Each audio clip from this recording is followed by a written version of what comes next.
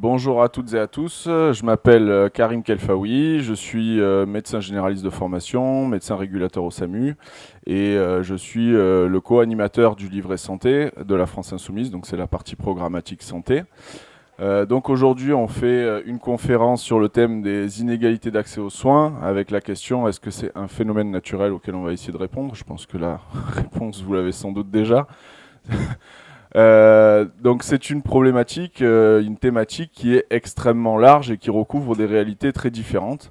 Donc on a fait dans le choix des intervenants que je vais vous présenter différents.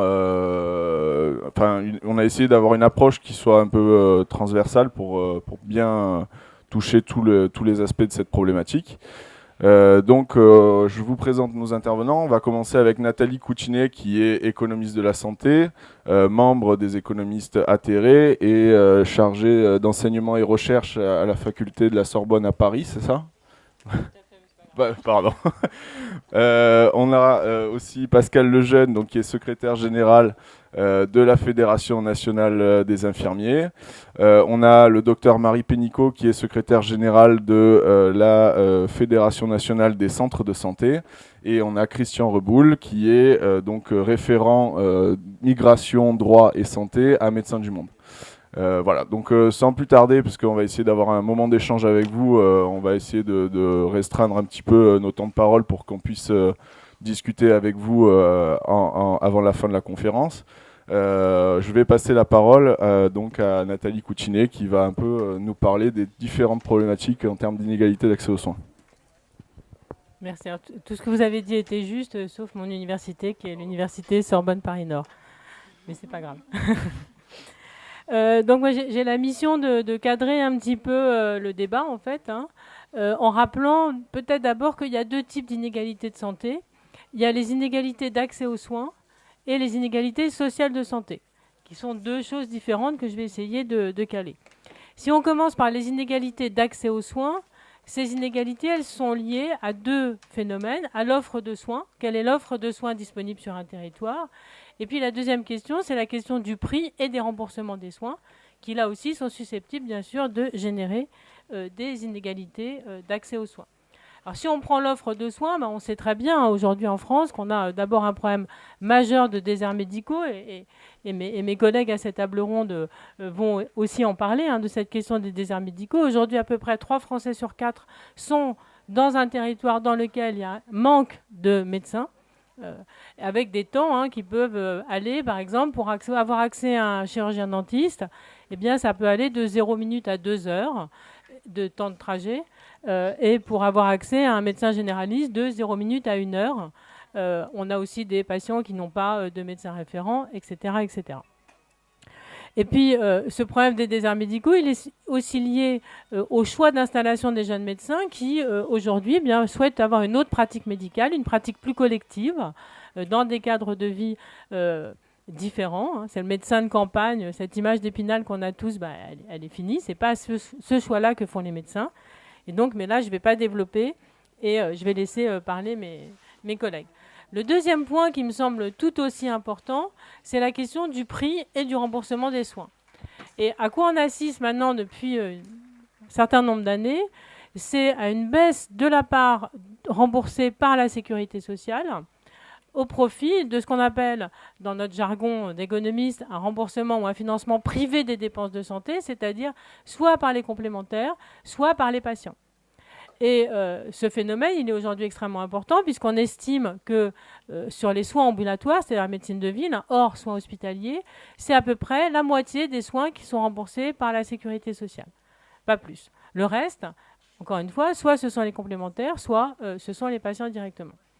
Alors, les complémentaires, elles ont été largement développées. C'est les accords nationaux, l'accord national interprofessionnel, avec une généralisation de la complémentaire aux salariés du privé. Alors qu'aux salariés du privé, le public attendra. Mais ça a généré énormément d'inégalités parce que tous les salariés du privé ne sont pas égaux devant la complémentaire. Il y a des complémentaires qui sont mieux disant, ce qu'on appelle mieux disant, c'est-à-dire qui couvre bien. Si vous êtes dans une grande entreprise, vous pouvez avoir accès à un contrat complémentaire qui est relativement favorable. Mais si vous êtes salarié dans une petite entreprise, eh bien, il y a des chances que votre complémentaire elle soit moins favorable que le cas précédent. Et puis, il y a aussi des salariés qui ne sont pas couverts par des contrats complémentaires d'entreprise, qu'on appelle les contrats collectifs. Eux, ils ont des contrats individuels. C'est le cas des salariés du public, mais aussi des étudiants, des retraités, etc. Et les contrats individuels, ils sont moins 10 ans, ils sont plus chers. Ils offrent une couverture complémentaire, enfin un remboursement moins important. Et donc ici, rapidement, sans rentrer dans le détail, on voit que le développement des complémentaires, ça génère des inégalités d'accès aux soins entre ceux qui sont bien couverts et qui vont pouvoir, qui ont des complémentaires qui prennent en charge les remboursements, les dépassements d'honoraires par exemple, et donc qui peuvent avoir accès rapidement à un spécialiste, qui peuvent se faire prendre en charge rapidement dans une clinique privée, et leurs complémentaires financera les dépassements d'honoraires. Et puis ceux qui ont des complémentaires qui sont moins bien disantes, des contrats qui ne remboursent pas les dépassements d'honoraires par exemple, et là les temps d'attente seront plus longs, il y a un accès aux soins qui va être retardé pour ces patients. Donc ça, c'est une source d'inégalité d'accès aux soins qui est extrêmement importante et qui s'est fortement finalement développée avec la complémentaire. C'est-à-dire qu'on avait présenté la généralisation de la complémentaire comme quelque chose qui allait améliorer le remboursement des patients, mais en fait pour beaucoup, eh bien, ça ne l'a pas amélioré et ça a créé finalement deux vitesses d'accès aux soins. Et puis il y a tout un ensemble de patients, enfin de personnes, on sait qu'ils sont exclus de ces complémentaires. C'est le cas des précaires, c'est le cas des retraités qui perdent leur droit à la complémentaire d'entreprise quand ils passent à la retraite. Et c'est les étudiants, par exemple, on voit très bien que Public Étudiant, eh bien, dans ces arbitrages de dépenses, eh bien, ne va pas privilégier la complémentaire, va prendre d'autres parce qu'ils estiment qu'ils ont faible risque finalement d'avoir une pathologie lourde et donc ne vont pas avoir de complémentaire. Donc, on a ici généré de fortes inégalités d'accès. Ensuite, le deuxième type d'inégalité, c'est ce qu'on appelle les inégalités sociales de santé. Et ça, c'est quelque chose dont on parle moins, mais qui est aussi extrêmement importante. C'est tout simplement l'idée que eh bien, la situation sociale d'un individu affecte sa santé. Et qu'on a, finalement, en fonction de son statut social, de son cadre de vie, de son cadre de travail, eh bien, un risque d'être malade ou d'être en moins bonne santé qui est très important. Pour donner 13 chiffres très rapidement, mais c'est des chiffres qui sont relativement connus, on estime qu'il y a environ 7 ans d'espérance de vie à 35 ans. Si on prend un individu à 35 ans, il y a 7 ans d'espérance de vie à 35 ans entre un cadre et un ouvrier. Et si on prend ce dont on parle aussi beaucoup, c'est lié à la réforme des retraites par exemple, si on prend l'espérance de vie en bonne santé, c'est que l'espérance de vie en bonne santé, c'est un indicateur qui se dégrade, et bien là, l'écart est de 10 ans. Et donc là, on parle de ce qu'on appelle un gradient social, c'est-à-dire qu'en fonction de la situation sociale, eh bien, on a un état de santé qui est différent. Je ne vais pas développer, mais je pense que l'idée est claire.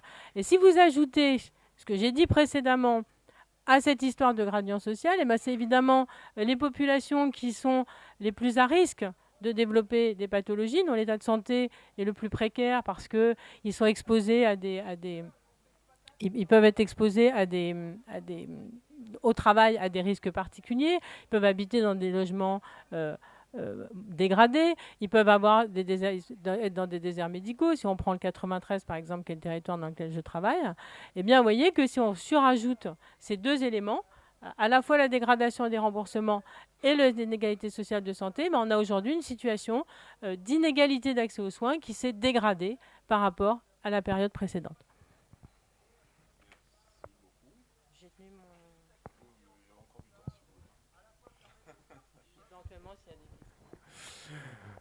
Ok, bon, merci beaucoup pour cette intervention. Du coup, on va passer à Monsieur Christian Reboul, qui, dans le cadre de son activité à Médecins du Monde, voit beaucoup de populations précarisées, notamment des populations migrantes, et il va nous parler un petit peu de toutes ces réalités.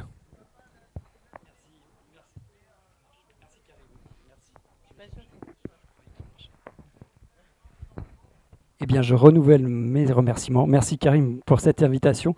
Bonjour à toutes et tous. Alors après ce cadrage, je vais peut-être décadrer le débat en ayant une approche un peu plus populationnelle, comme tu l'as mentionné. Peut-être juste avant, quelques mots concernant Médecins du Monde. C'est une association, elle est peut-être parfois plus connue pour ses actions à l'international, mais il faut savoir que notre plus grande activité, notre plus grand programme a lieu en France. C'est notre plus grand programme, que ce soit en France hexagonale ou alors en Outre-mer, à Mayotte, à La Réunion ou en Guyane, et donc auprès des personnes précarisées. On a d'ailleurs ouvert notre premier centre d'accueil et de soins en 1986. Alors aujourd'hui, nous en avons 14 sur tout le territoire. On les appelle les CASO, les centres d'accueil de soins et d'orientation. Le O est important et j'y reviendrai. Les personnes viennent nous voir ou nous sont adressées, mais nous allons aussi vers elles sur les campements, dans les squats et au travers de maraudes de rue. Notre principe d'intervention est de ne pas se substituer aux autorités sanitaires. En tout cas, on essaye de le faire. Et avec le O dont je te parlais, d'orienter les personnes vers le système de santé de droit commun. C'est une activité qui nous occupe beaucoup. Maintenant, il nous arrive assez souvent, à court terme, lorsqu'on connaît une situation particulièrement indigne, de pouvoir intervenir à travers des veilles sanitaires, notamment sur les campements, mais c'est aussi pour mieux, par la suite, rappeler à leur responsabilité les autorités sanitaires, la préfecture, donc Agence régionale de santé ou ministère de la Santé. Donc c'est évidemment au système de santé de s'occuper de l'ensemble des personnes présentes sur le territoire. Donc je parlais d'une approche un petit peu populationnelle. Je reviens sur nos centres de soins. Il faut savoir que ces centres sont ouverts à toutes et tous, quelle que soit la nationalité. Vous êtes français, vous avez une autre nationalité, vous pouvez venir. Quel que soit le statut administratif, c'est un accueil dit inconditionnel. Nous y faisons du recueil de données et je vais vous donner un premier chiffre en fait, et ce chiffre ne varie que très peu d'année en année. 97% des personnes qui viennent nous voir sont de nationalité étrangère. Et près des 2/3 sont en situation d'irrégularité au regard du droit au séjour. Autrement dit, elles sont dites sans papier. Donc ces premiers chiffres sont issus d'un rapport que nous publions chaque année, le rapport de l'Observatoire de l'accès aux droits et aux soins. Le prochain sortira d'ailleurs en décembre. Un troisième chiffre tout de suite. Les médecins constatent que près d'une personne sur deux souffre d'un retard de soins lorsqu'elles viennent nous voir pour la première fois.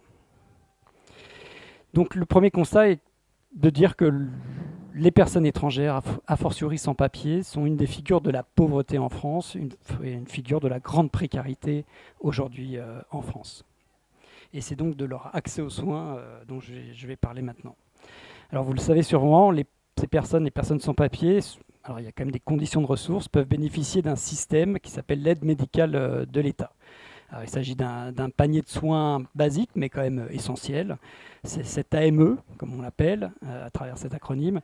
C'est un système essentiel, mais qui constitue quand même une forme d'entorse, je dirais, à l'universalité du système de santé, de l'universalité du système de soins en France, dans le sens où il s'agit d'un système à part, complexe, lourd administrativement, et dont le budget est voté chaque année en loi de finances avec le budget de l'État et non pas le budget de la sécurité sociale. L'AME, vous l'avez peut-être entendu dans la presse et lorsque vous entendez certaines réactions politiques, est souvent l'objet d'instrumentalisation politique, notamment chaque année au moment du vote de ce budget au Parlement. Et donc principalement de la part de personnes issues de la droite, de l'extrême droite, mais certains à La République En Marche s'y sont également essayés. Et leur idée, c'est de vouloir supprimer ce système et en revenir uniquement aux soins urgents et vitaux. Alors ce qui frappe avec ce système d'aide médicale de l'État, c'est qu'il est surtout marqué par un très fort taux de non-recours. Je vous propose de se reporter. Il y a une étude qui a été faite de l'IRDES. L'IRDES, c'est l'Institut de recherche et documentation en économie de la santé, qui a travaillé sur les bénéficiaires de l'aide médicale de l'État. Nous étions partenaires. C'est une enquête qui s'appelle l'enquête Premier Pas. Et leur conclusion est la suivante. Seuls 51% des personnes qui sont éligibles bénéficient de l'aide médicale de l'État. Autrement dit, une personne sur deux n'y a pas recours alors qu'elle y aurait droit. Par méconnaissance, par renoncement du fait de la complexité du système, beaucoup de raisons à cela. Et ce chiffre est extrêmement parlant. C'est une population déjà précaire, que l'on précarise un peu plus, et dont on ne favorise pas l'accès aux soins. Et parfois, on va jusqu'à multiplier les barrières. Et c'est ce qui s'est passé fin 2019. Il faut revenir à ce qui s'est passé lors du précédent quinquennat. Le gouvernement a fait adopter toute une série de mesures renforçant un peu plus les barrières à l'accès à cette aide médicale d'État, en rallongeant le délai de carence, donc le délai qui prévaut avant de pouvoir faire la demande, en soumettant certains actes à des autorisations préalables. Il faut savoir que, outre les mesures qui ont touché l'aide médicale d'État, le gouvernement et le président, je vais préciser cela, se sont attaqués aussi fin 2019 à l'accès aux soins d'autres personnes déjà souvent précaires, les personnes demandeuses d'asile. Personnes qui ont souvent eu un parcours traumatisant, et elles avaient droit jusque-là, jusqu'à fin 2019, à un accès immédiat à la protection universelle maladie. Alors, il y avait quelques formalités quand même à remplir. L'immédiateté était quand même relative. Mais il y avait ce principe qui était posé. Il y avait comme une forme de consensus politique, peut-être consensus républicain autour de ça. En tous les cas, elle ne faisait pas débat. C'est quelque chose qui apparaissait légitime. Et si vous voulez, si on se remet à l'octobre 2019, vous en souvenez peut-être, Emmanuel Macron a octroyé un long entretien à Valeurs Actuelles, dans lequel il a indiqué justement qu'il voulait imposer un délai de 3 mois de carence, là encore, retardant d'autant l'accès aux soins des personnes demandeuses d'asile. Il faut savoir que jamais aucun parti n'avait proposé cette mesure, y compris l'extrême droite. Donc c'est une mesure qui a été largement influencée par le ministère de l'Intérieur, et la ministre de la Santé de l'époque, Agnès Buzyn, l'a complètement légitimée. Olivier Véran, devenu ministre de la Santé, à qui j'ai pu poser directement la question, en lui rappelant d'ailleurs aussi ses engagements passés sur la question de l'accès aux soins des personnes précaires, me dira « ce n'est pas l'intention du gouvernement ni du président de revenir sur cette disposition ». Alors, un mot sur la question de la santé mentale et de la prise en charge des personnes exilées.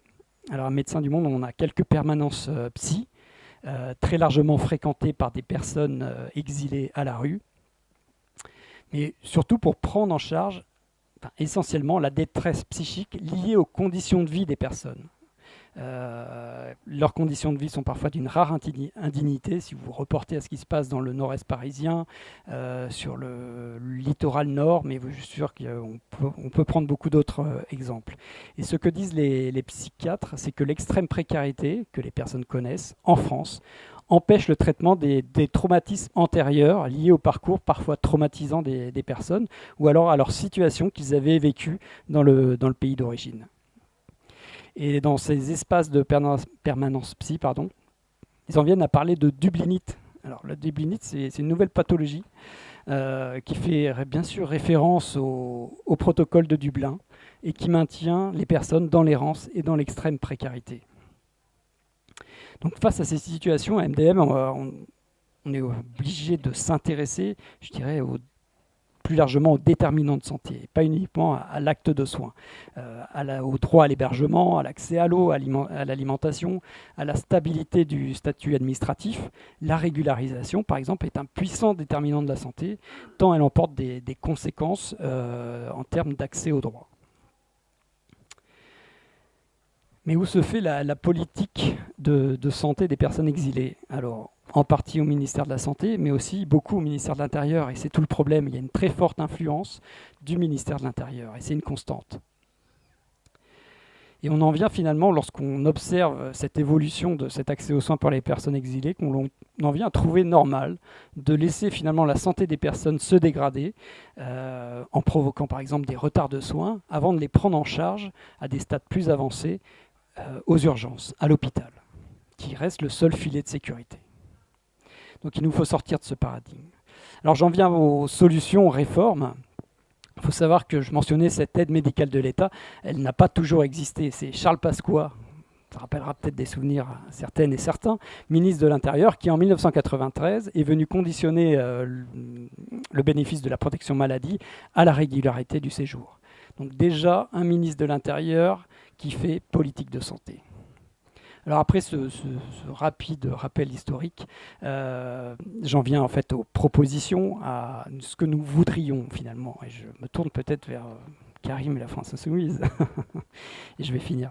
C'est que les bénéficiaires de l'aide médicale d'État finalement réintègrent le régime général de la sécurité sociale. Et quand je dis nous, MDM, pas seulement nous, l'Académie de médecine, même l'Académie de médecine en 2017 s'est positionnée dans un rapport précarité là-dessus. L'inspection générale des affaires sociales, en son temps, pas le rapport de 2019 également, mais la défenseur des droits également. Ce serait une réforme pour pouvoir lutter contre le non-recours, permettre de réintroduire finalement le rôle fondamental de la médecine de ville aussi, et éviter la convergence vers l'hôpital.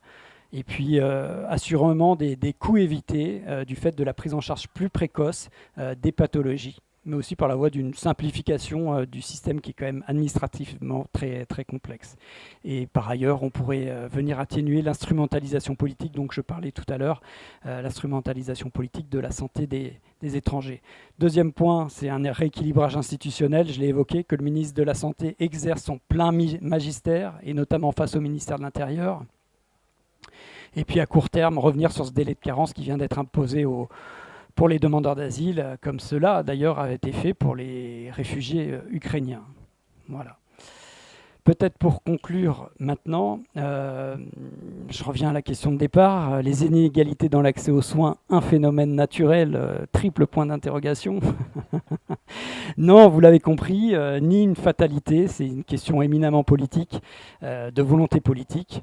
Alors, au-delà de nos constats, pour faire évoluer les choses, nous, à Médecins du Monde, en tant qu'organisation, association, nous avons besoin de relais politiques et c'est un peu le sens de ma présence et de la présence de Médecins du Monde aux amphis et à d'autres universités d'été. Mais soyons lucides aussi, c'est aujourd'hui plus pour limiter les effets néfastes de la politique et limiter la casse, comme nous avons tenté de le faire pendant ces 5 dernières années. Mais demain, s'il y a alternance, eh bien, nous espérons que le champ des possibles se rouvrira. Voilà, je vous remercie.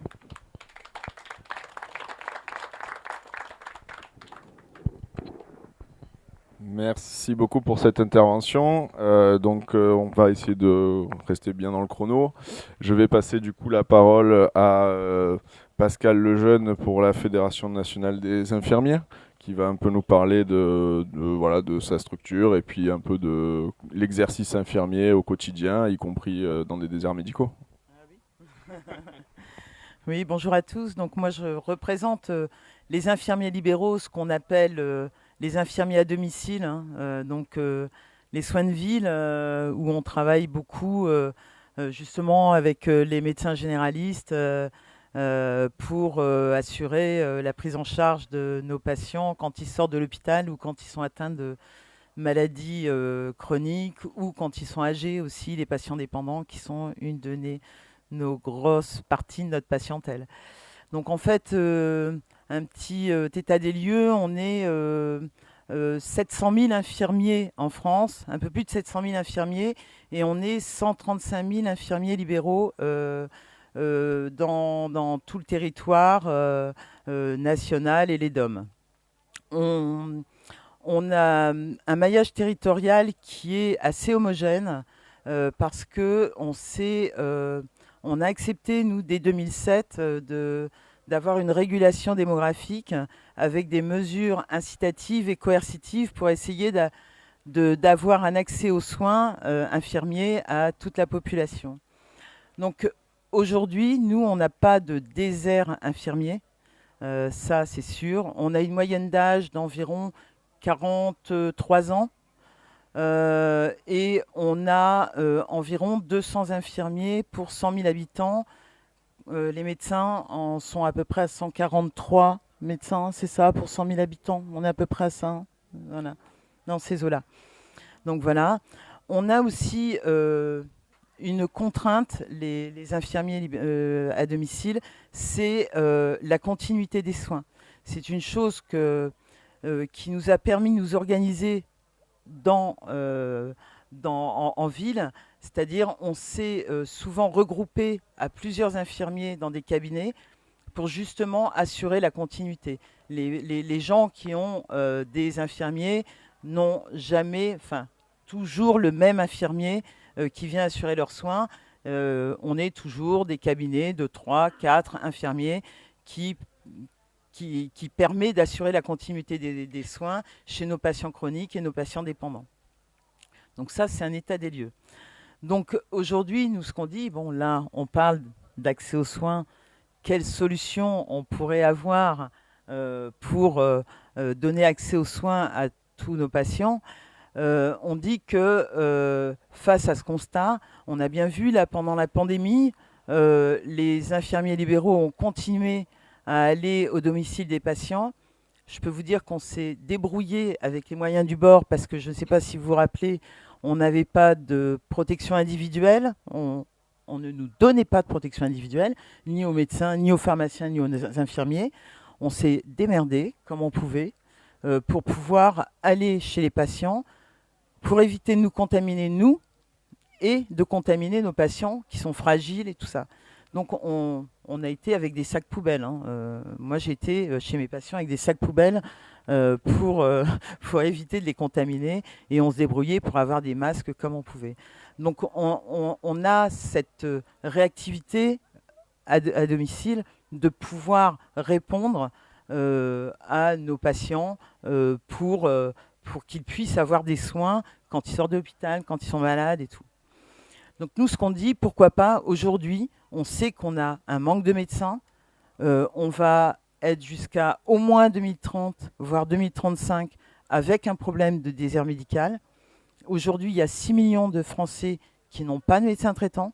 On en a 600 000 en affection de longue durée, en ALD, j'allais dire, en affection de longue durée, qui n'ont pas de médecin traitant, malheureusement. Donc il faut arriver à trouver des solutions.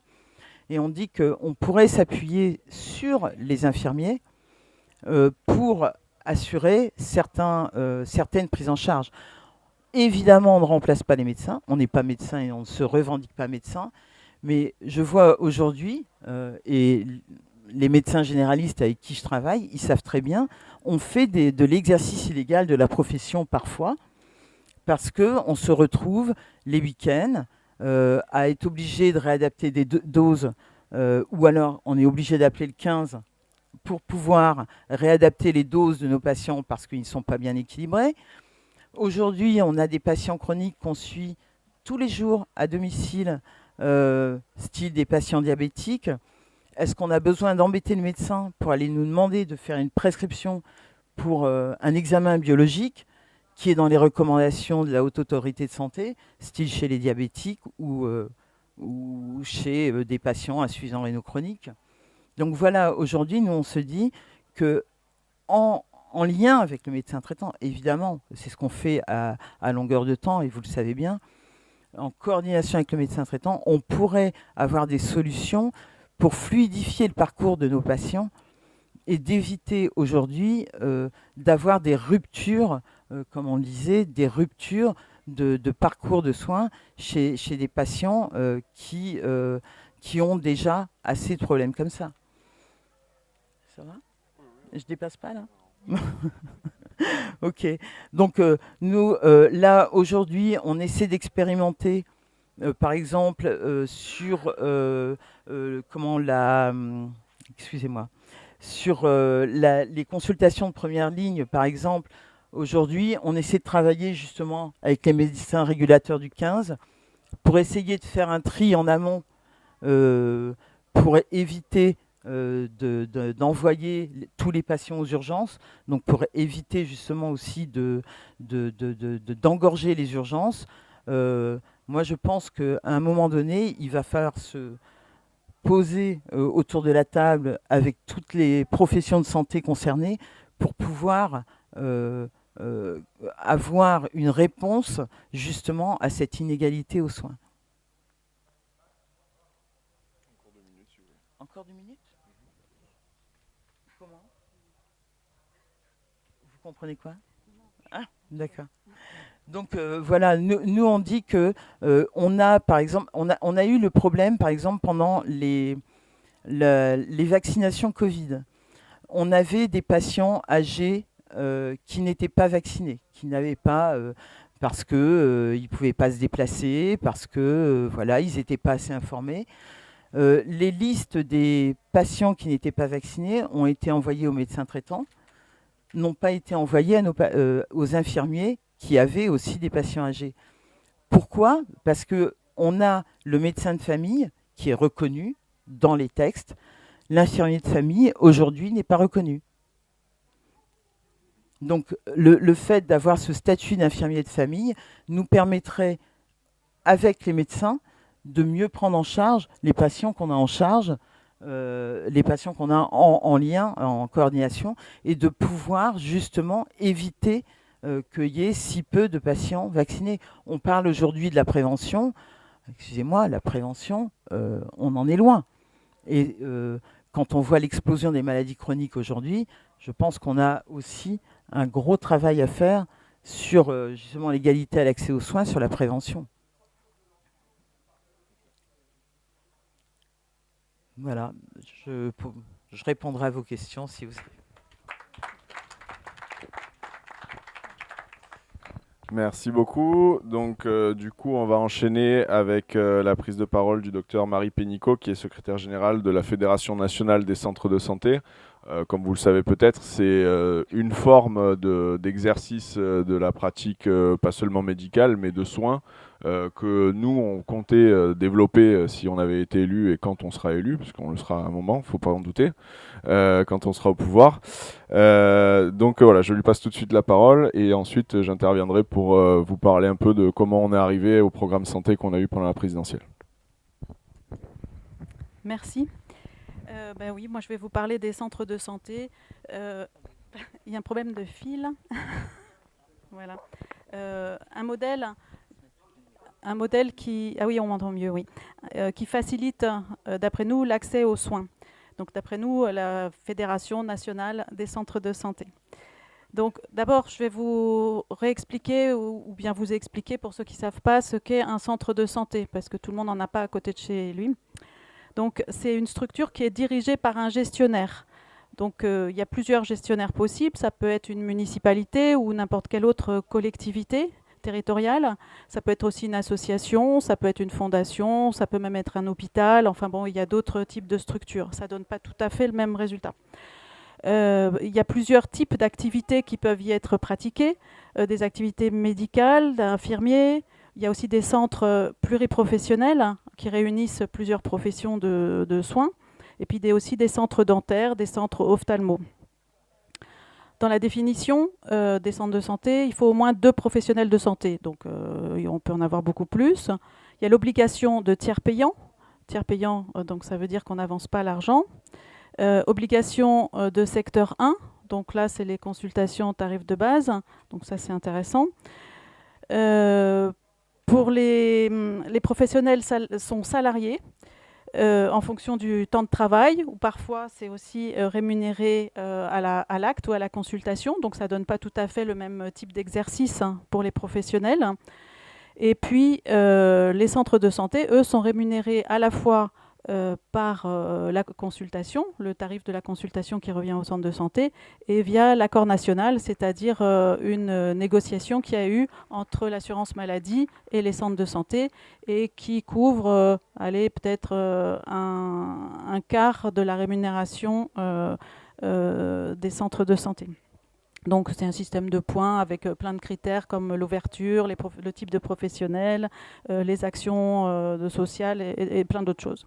Voilà. Pour vous donner quelques chiffres, ça existe déjà vraiment, puisqu'il y a 2500 centres de santé environ et 950 centres médicaux et polyvalents en France.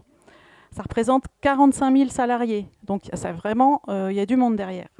Et puis, ils sont souvent installés dans des zones défavorisées, par exemple 600 centres en quartier politique de la ville et 200 à peu près en zone rurale, donc à la campagne, là où on dit qu'il y a des déserts médicaux.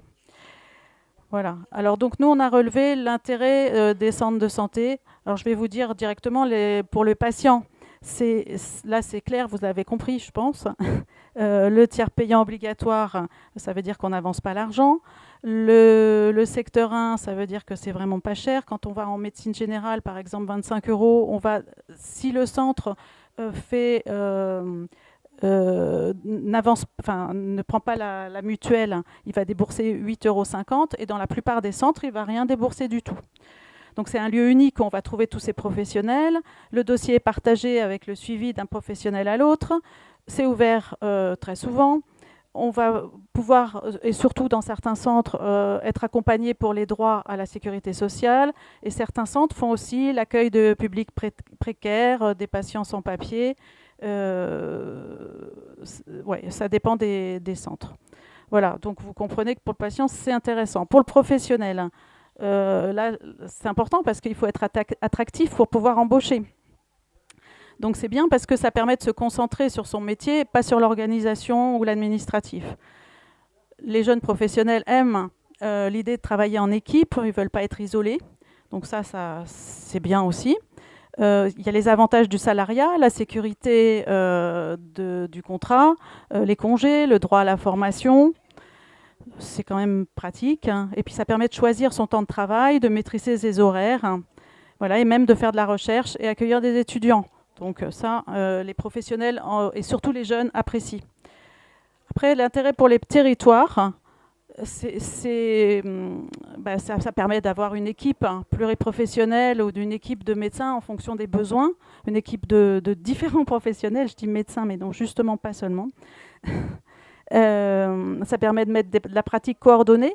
Donc vous voyez bien aussi que la pratique coordonnée, on vient d'en parler, c'est quand même intéressant parce que ça permet d'économiser du temps de professionnels, de médecins.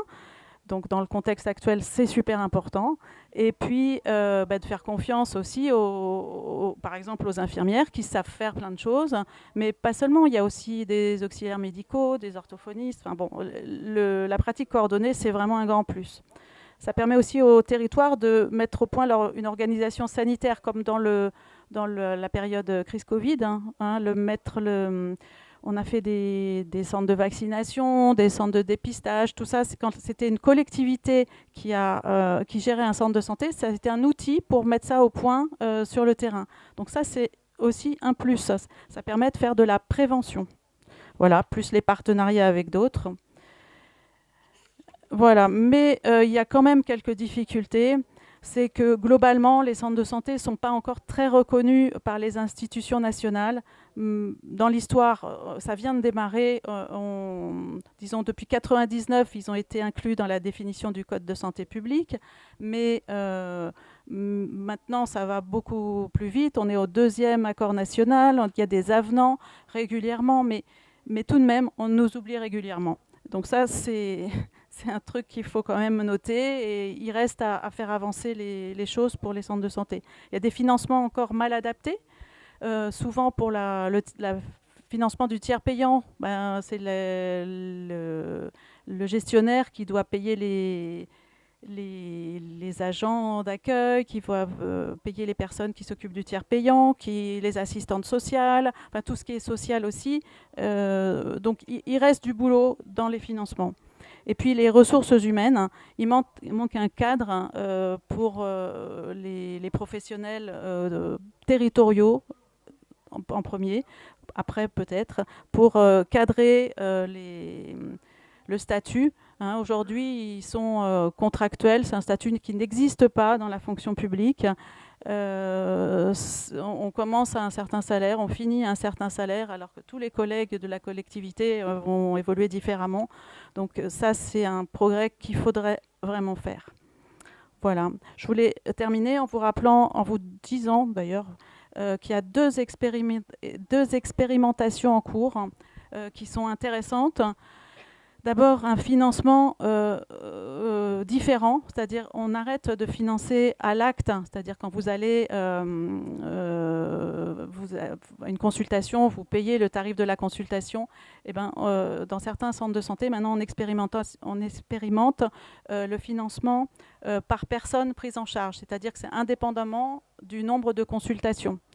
Donc ça permettrait, si c'était généralisé, et quand c'est expérimenté, ça marche, de ne pas faire plus de consultations que nécessaire, et surtout de pouvoir faire appel à d'autres professionnels comme les infirmiers.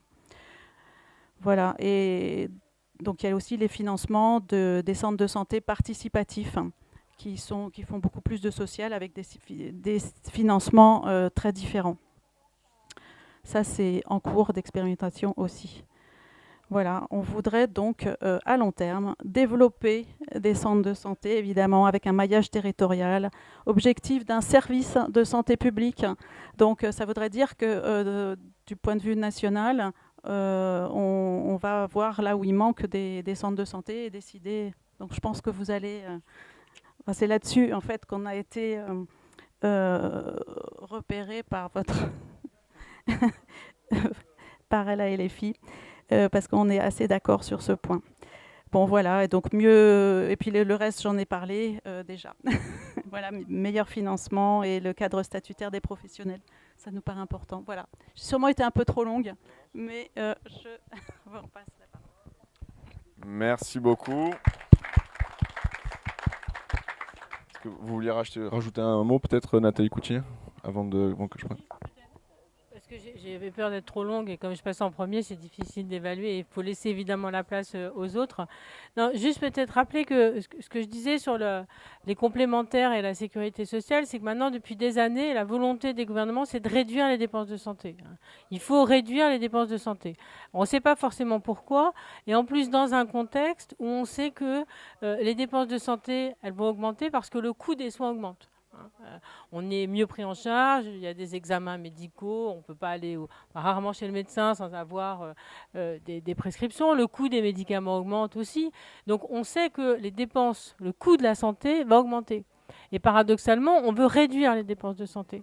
Alors évidemment, la solution qu'ont trouvé les différents gouvernements, c'est de réduire les dépenses publiques de santé et de faire porter la dépense de santé sur le privé, c'est-à-dire en fait sur les patients, parce que en fait on paye non complémentaire via des primes, même si parfois les entreprises viennent compléter.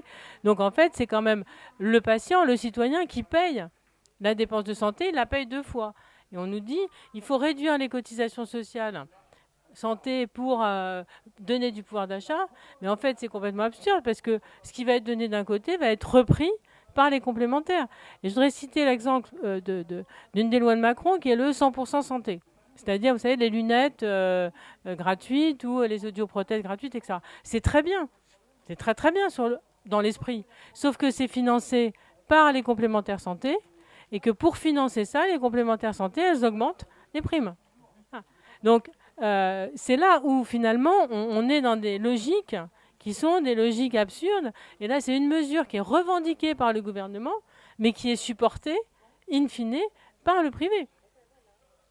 C'était ça que je voulais rajouter. Peut-être que j'avais été rapide sur cette question.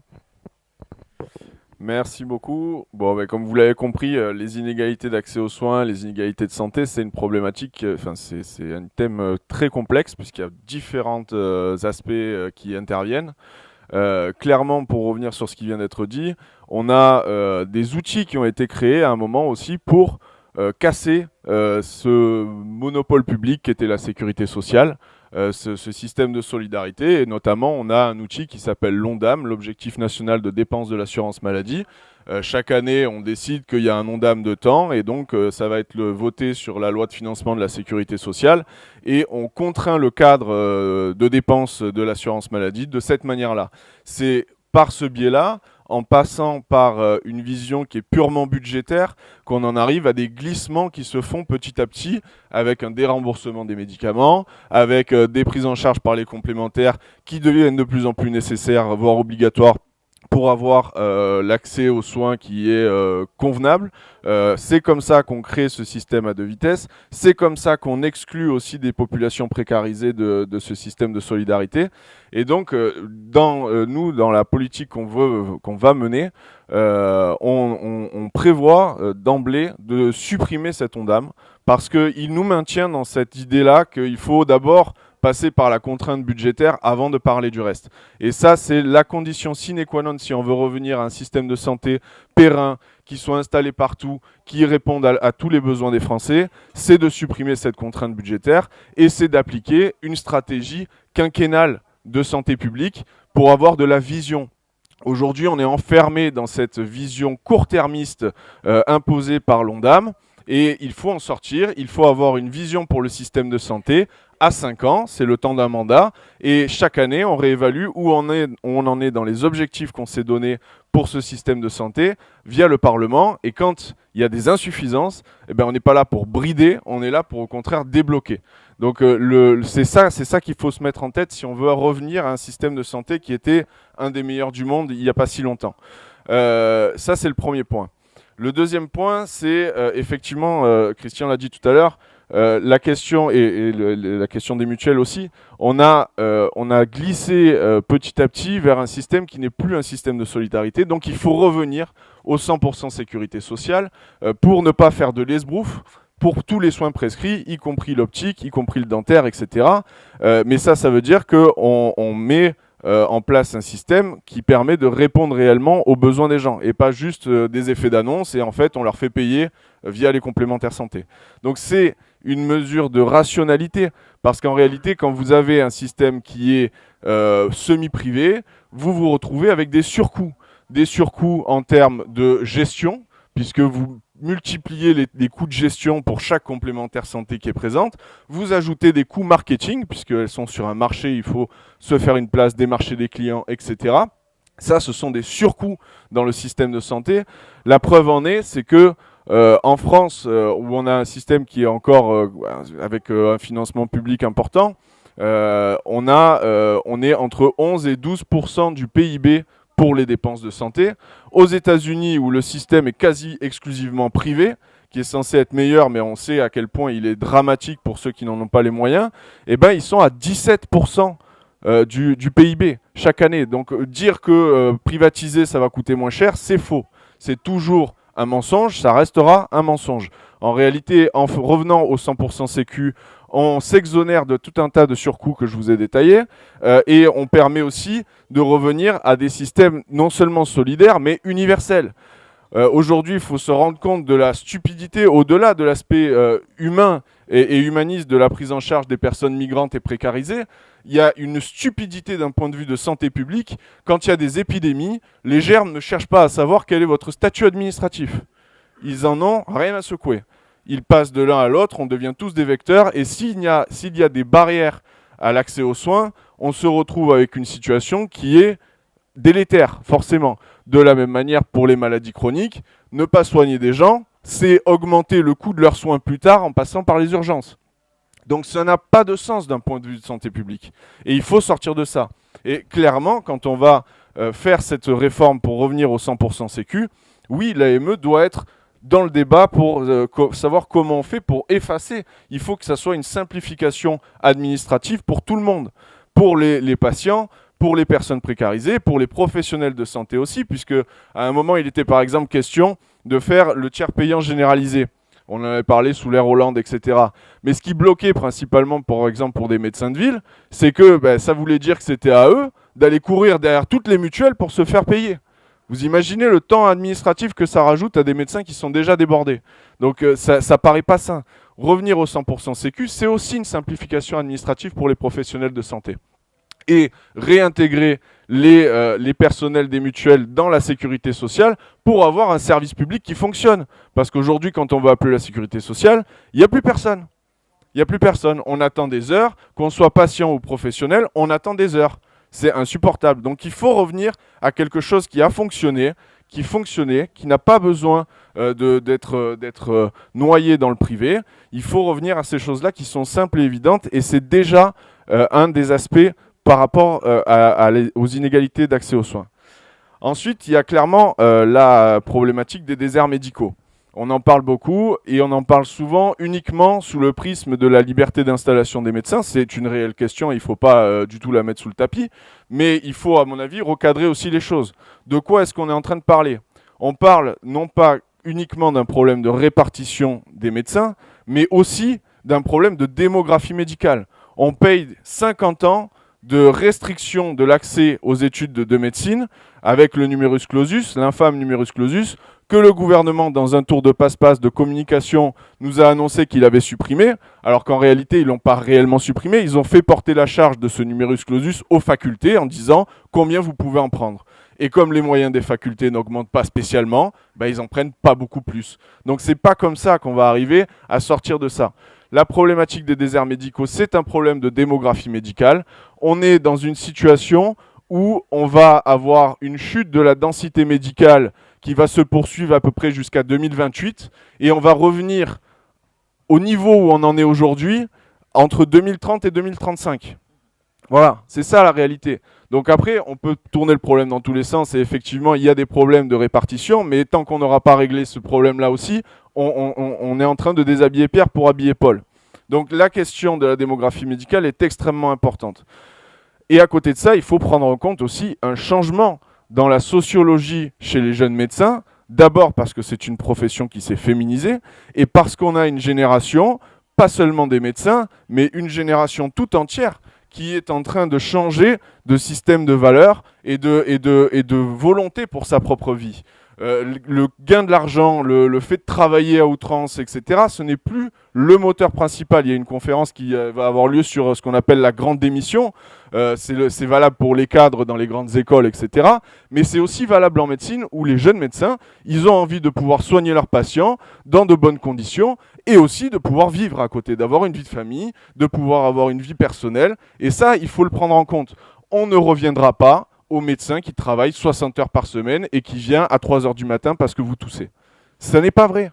Ce n'est pas vrai. Donc la réalité, elle est là aujourd'hui, et il faut la prendre en compte, et il faut réfléchir à comment on fait pour avoir un système qui permet de répondre à tous les besoins de toutes les personnes.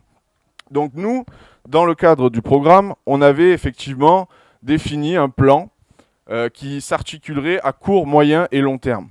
Un plan parce que c'est une réalité très complexe, très complexe, et que les solutions simples et simplistes ne fonctionneront pas, ne suffiront pas. Et c'est mentir aux gens que de leur dire il suffit de faire ça et puis ça va mieux, ça va aller mieux. Donc on a un problème de court terme. Comment on fait immédiatement pour répondre aux besoins des populations dans les zones qui sont les plus désertifiées? Ça, c'est une première chose. Et nous, on avait une solution qu'on a mise sur la table, c'est de dire ce n'est pas à nous seuls de définir de manière verticale la manière dont il va falloir se réorganiser, mais il va falloir se réorganiser. Donc, on va convoquer des assises de la santé et des soins de proximité. On met autour de la table les infirmiers, les médecins, les pharmaciens, les représentants des centres de santé, des hôpitaux, de la sécurité sociale, des pouvoirs publics, des élus locaux, etc. Région par région, on regarde quels sont les besoins dans chaque région et comment on réorganise le système de manière intelligente et par laquelle aucun n'est floué.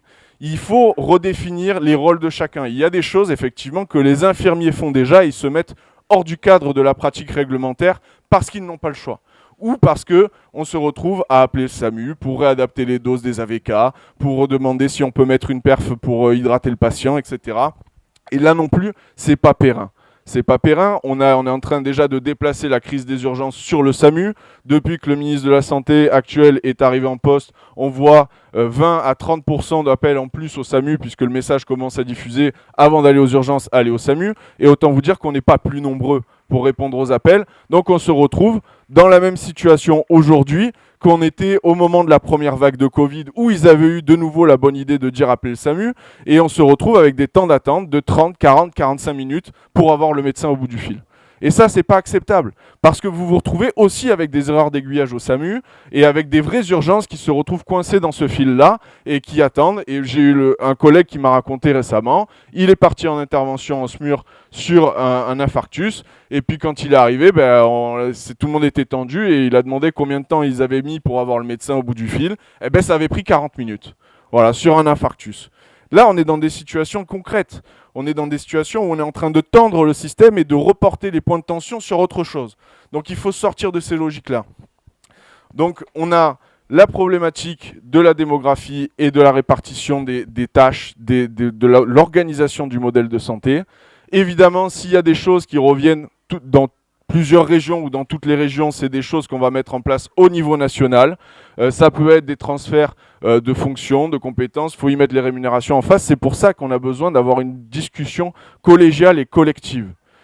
Ceux qui arrivent avec un truc sur la table et qui vous disent on va tout régler comme ça, et en général ils vont juste se mettre les professionnels à dos parce que ça ne sera pas compris et parce que souvent ça va être à côté de la plaque. Donc ça c'est pour la réponse de court terme. Après évidemment la réponse de long terme c'est de débloquer les études, l'accès aux études de médecine. Donc ça veut dire financer les facultés, ça veut dire qu'il va falloir aussi revoir la formation pratique, puisqu'aujourd'hui, pendant presque 6 ans, en tant que médecin, vous êtes formé uniquement dans les centres hospitalo-universitaires et que vous vous retrouvez à faire ensuite un internat qui est principalement à l'hôpital et dans une formation d'un médecin généraliste, finalement, il a fait 10 ans d'études et 6 mois à 1 an en médecine de ville. Voilà, il y a quand même une petite aberration là-dedans. Donc là, il faut revoir aussi ces modes de formation. Il faut mettre le paquet là-dessus. Et il faut aussi rompre avec l'homogénéité dans la sociologie des jeunes médecins. Aujourd'hui, ceux qui arrivent à passer les concours de médecine, qui arrivent à passer les épreuves, parce que maintenant on ne parle plus de concours exactement, mais bon, ça revient à peu près au même, ce sont souvent des enfants de cadres urbains, qui ont grandi dans des villes, etc. Et naturellement, ils retournent là vers ceux qu'ils connaissent. Si on veut aussi avoir des médecins qui n'ont pas peur d'aller dans des quartiers populaires, qui n'ont pas peur d'aller dans la ruralité, il nous faut des jeunes qui viennent de ces milieux-là. C'est important d'ouvrir massivement les portes des études de médecine.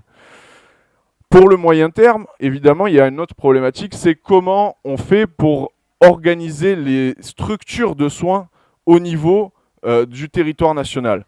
On a des besoins qui sont urgents et on a une réponse, les centres de santé, qui permettent de répondre à de nombreuses aspirations, notamment des jeunes médecins, mais pas que.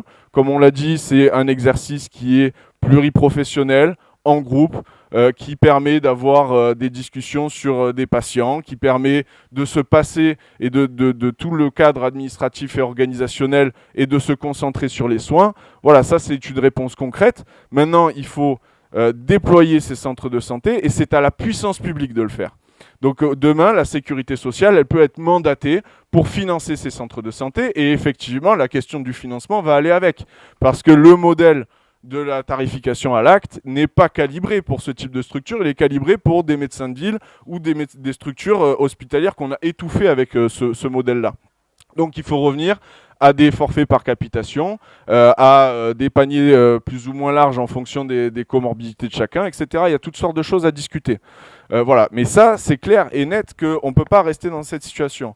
Et les centres de santé, je les mets à moyen terme, mais en réalité, ça pourrait être très rapide. Il y a beaucoup de structures physiques qui peuvent exister et qui peuvent déjà servir de centres de santé. Il faut y affecter, faut les affecter comme centres de santé. Il faut faire du recrutement, il faut y aller, quoi. C'est une question de volonté politique. Et ça peut être assez rapidement déployé. Et dans ce cadre-là, on peut avoir du coup aussi la discussion de comment on organise le système de santé avec les libéraux, avec l'hôpital, etc. Et comment on restructure tout ça pour répondre rapidement à cette problématique des déserts médicaux. Je ne sais pas si c'est très clair ce que je vous raconte, mais voilà. Je voudrais finir sur un dernier point quand même par rapport aux déserts médicaux. C'est qu'on oublie trop souvent par quoi ont commencé les déserts médicaux. Quelles ont été les zones les touchées en premier ? Les zones touchées en premier, ça a été la ruralité et les quartiers populaires. Mais il ne faut pas oublier une chose, c'est qu'il n'y a pas que le médecin qui est parti de ces zones-là.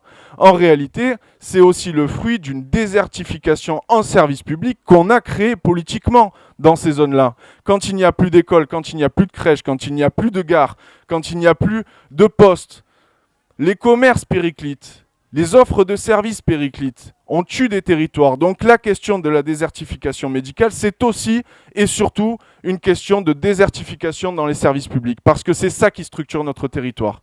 Et que si on veut que les gens reviennent à cet endroit-là, il ne faut pas se contenter de leur dire toi tu fermes ta gueule et tu vas y aller.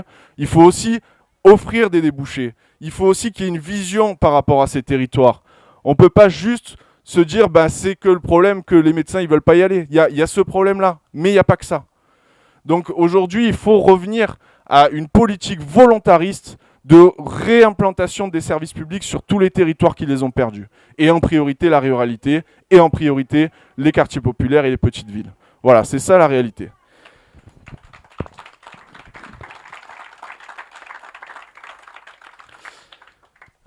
Alors ensuite, j'ai un dernier point, et après, j'espère que je ne suis pas trop long. Ouais, je vais arrêter, je suis un peu long. Juste un dernier point, c'est par rapport effectivement au prix et au remboursement des médicaments. On a des remboursements des médicaments qui sont en chute libre, et on a un peu expliqué pourquoi. Et puis on a aussi un problème avec le prix des médicaments, parce qu'on se retrouve dans une situation où on a un oligopole privé qui est en capacité d'imposer ses prix à tous les États. Un exemple qui est très parlant, c'est le Sovaldi.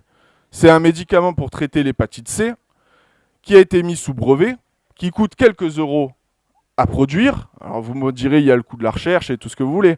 Il est vendu aux États plusieurs dizaines de milliers d'euros la cure. C'est un traitement extrêmement efficace, mais comme nos pouvoirs publics ne sont pas en capacité de négocier les prix, ou qu'ils ne veulent pas, ça, on ne va pas faire de procès d'intention, mais en tout cas, ils n'ont pas été en capacité de fixer un prix qui soit décent pour ce médicament. Et bien, qu'est-ce qu'ont fait les autorités sanitaires? Elles ont défini artificiellement des indications médicales pour dire lui, il y a le droit et lui, il n'a pas le droit. Voilà. Donc demain, cette question-là, la réponse, c'est le pôle public du médicament. Il faut casser cet oligopole privé. Les oligopoles, par définition, et je vais me faire peut-être reprendre par l'économiste à côté de moi, sont dans des positions de quasi-trust qui leur permet d'imposer absolument toutes leurs conditions.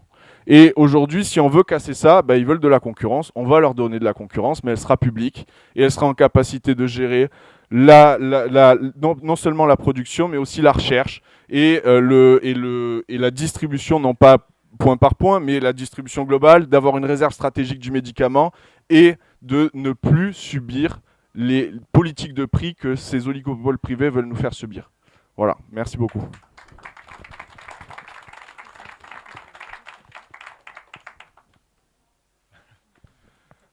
Tu veux dire un mot ? C'est un sujet que je connais très bien, le médicament. J'ai travaillé beaucoup dessus. C'est un tout petit peu plus compliqué parce que la question, pas tellement la question de l'oligopole, c'est la question du brevet. Et le brevet, c'est ça la question. La question, c'est le brevet. Le brevet sur les médicaments, il est mondial. Les accords ont été signés dans le cadre de l'OMC, etc. On a vu tous les débats sur... et toute la question du brevet sur le vaccin Covid. Et donc, ce n'est pas tellement la question des oligopoles, c'est plus la question du brevet et de comment les États réagissent ou utilisent ce qu'on appelle les facilités des accords de l'OMC pour produire des médicaments, même s'il y a un brevet. Si on est sur des médicaments génériques, il n'y a aucun problème. On peut très bien créer un pôle du médicament, et ça serait très utile, parce que ça réglerait la question des pénuries, qui est une question extrêmement importante. Donc on peut créer un pôle public du médicament, et moi j'y suis hyper favorable.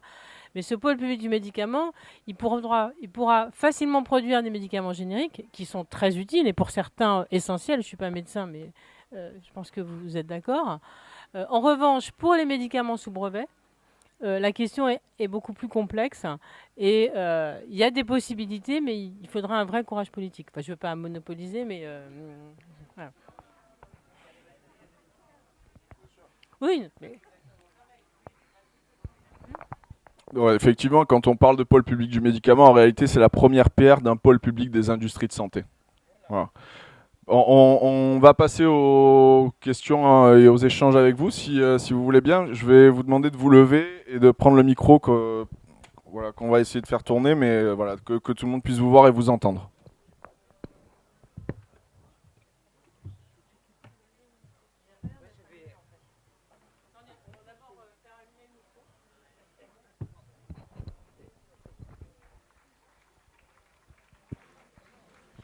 Parler fort. Test, mais c'est bon. C'est moi qui ai ce rôle de... non, je veux bien, mais je voudrais frustrer personne. Et je crois que madame, vous avez été la première à lever la main, mais bon. Oui, moi j'avais 2 petites questions à poser. Ça marche. 2 questions à poser et puis un commentaire à faire. Je voulais savoir au sein de Médecins du Monde... est-ce que vous avez constaté parmi les exilés que vous hospitalisez parce qu'ils ont besoin de soins, est-ce que vous avez constaté des problèmes d'expulsion puisque c'est essentiellement des exilés. Et puis les centres de santé, je voulais savoir si vous aviez une partie sur la psychiatrie. Est-ce que vous touchez les gens en psychiatrie? Et le commentaire général, moi je trouve que c'est pas assez incisif sur le fait que la santé n'est pas un marché. Voilà. Et que on commence. Moi, je suis une profession de santé. Hein. J'ai fait mes études en 80, j'ai travaillé à l'hôpital, en libéral, en humanitaire, etc. Donc, bon, j'ai fait un petit peu tout. Ma santé à moi est importante aussi. Et je ne peux soigner les gens correctement que si je suis en bonne santé. Donc, si je suis obligée de courir après l'acte, de voir quel acte, compter mes kilomètres, faire ci, faire ça, devenir une Madame Camembert, parce que c'est ça, les gestionnaires de la santé à l'heure actuelle, c'est des camemberts. Ils sont en train de faire tant de pourcents pour ça, tant de pourcents pour ça. Alors que la personne qui est en face a besoin d'être soignée, point. Et donc, on cherche les moyens à mettre pour la soigner. Que ce soit ce qu'il a besoin, quoi. Voilà. Je ne sais pas. Vous êtes le plus près. Bonsoir, Cédric, la Léchère. Pour ceux qui ne connaissent pas où est la Léchère, c'est la patrie d'Ambroise Croizat. Le fondateur, c'est là où est né Ambroise Croizat, c'est le fondateur de la sécurité sociale, ou en tout cas le grand artisan de la sécurité sociale sous De Gaulle, et qui est côté communiste. Pour le coup, moi je suis infirmier libéral là-bas, et effectivement, la désertification médicale est très prégnant. Mais là, on n'a pas posé la question de qui gère, et sur lequel, qui est un point hyper important, c'est les ARS. Les agences régionales de santé, qui n'ont juste le nom en fait. Parce que, pour vous donner un peu mon expérience, c'est qu'on est en train de créer là-bas une CPTS, c'est un groupement de professionnels de santé d'un territoire, parce que tout le monde a laissé partir les services publics, et là tu as raison, c'est vraiment les services publics qui sont la pierre angulaire de cette histoire, mais du coup il n'y a plus rien, et on se retrouve avec une ARS qui nous demande de faire des CPTS. Bon, ok, très bien. On se substitue à l'État pendant qu'on s'organise en tant que professionnel de terrain.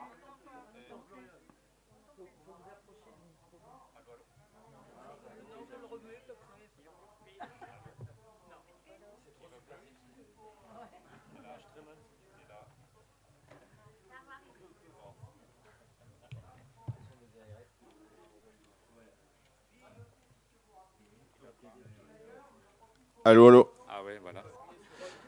Du coup, je ne sais plus où j'en étais. Ouais, les ARS, donc les CPTS. Donc on s'est réunis. CPTS, alors le... Communauté professionnelle territoriale de santé. Voilà, non mais c'est une nouvelle structure.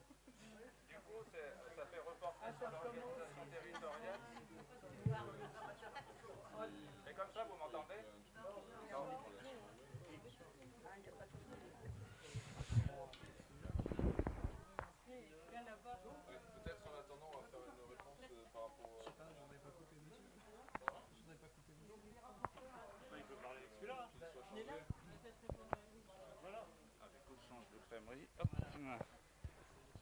Du coup, voilà, donc ça fait reporter sur l'ensemble des praticiens de santé, l'organisation de la santé sur le territoire. Mais est-ce là notre rôle, nous, en tant que praticiens de santé, déjà pas mal pris par le fait que les urgences sont saturées et qu'il n'y a pas de médecin qui se déplace à domicile. Et du coup, voilà, bon, ça c'est une question. Et d'autre part, donc l'Agence régionale de santé nous a réunis un peu comme ici et nous a posé la question à nous, professionnels de santé, comment on voyait les choses, parce qu'ils nous faisaient confiance sur l'idée que tel était de faire remonter nos besoins, parce qu'ils ne connaissaient rien à ce que l'on faisait. Alors là, ça m'a posé un peu un tilt quand même dans la tête, parce que agence régionale de santé, dans agence régionale, il y a santé. Et donc c'est à eux d'organiser l'offre de santé, en tout cas l'accès aux soins surtout, plutôt que l'offre, l'accès aux soins. Et du coup, là, ça me pose une sévère question sur sur les gens qui sont à la tête là-haut et qui ont été formés pour organiser la santé et qui en fait connaissent même pas notre métier. Ils sont, comme tu dis, des gestionnaires de camembert, et ça je l'ai aussi vu parce que j'ai aussi fait parallèlement un master pas loin d'ici en organisation d'EHPAD et pour la personne âgée. Et alors là, c'est flagrant. Le directeur d'EHPAD, il peut être le plus humaniste du monde de tout ce qu'il veut. Il est obligé d'aller négocier, pleurer des subventions avec l'ONDAM et compagnie pour avoir des protections pour ses résidents, pour avoir de la nourriture décente. Et autant vous dire qu'on en est loin. Et tout ça parce qu'il faut qu'on rentre dans des coûts limités liés à des camemberts, parce que les grands pensants de l'école de Rennes ont dit qu'il fallait faire comme si, et il ne faut pas dépasser ces taux, et ce qui devient assez insupportable. Et pour le coup, on a un vrai problème avec cet ARS qui, à mon avis, il faudrait supprimer. Et d'autre part, on a aussi la responsabilité de tous, en tant que praticiens de santé, que ce soit les médecins, que ce soit les infirmiers. Nous, les infirmiers, on a un devoir de 5 ans. À l'époque, on avait 5 ans à devoir à l'hôpital public. Pourquoi pas, je sais que ça va faire hurler certains, mais pourquoi pas l'imposer aussi à certains jeunes praticiens, notamment des médecins, à voir sur les territoires si ils ne peuvent pas donner 3 ans de leur vie ou 2 ans de leur vie sur un territoire désertifié comme sur la Léchère, où quand même on a 7000 habitants, on a 6 médecins, dont une qui va partir à la retraite. Ils sont déjà saturés, ils ne peuvent même pas prendre des nouveaux patients. On est obligé d'aller faire 20-30 km pour aller voir un nouveau praticien, ce qui veut bien nous prendre. Merci. On va faire d'abord une série de réponses et puis